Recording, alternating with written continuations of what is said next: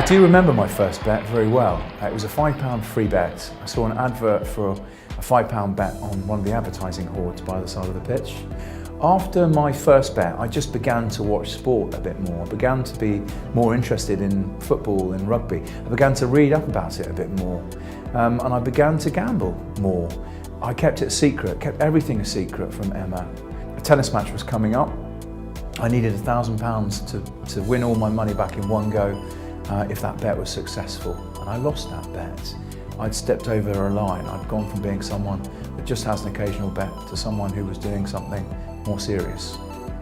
I began to put bigger bets on, larger bets. I began to spend more time gambling. I began to withdraw as a husband. In the end, I lost £750,000 over the course of 3 years.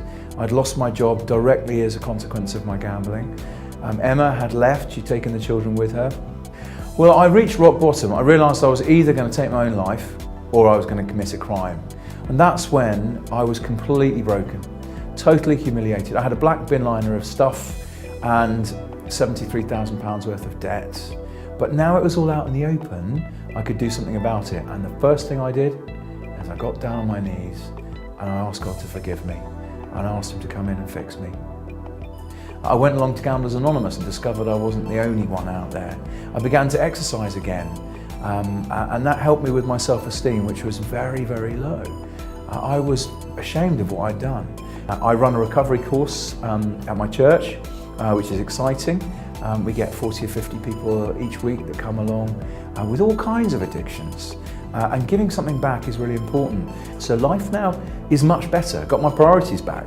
I've got my relationship back with Christ. And I do feel for any addiction that you really have to replace it with something that's more wholesome. And for me, that's my faith, my relationship with God.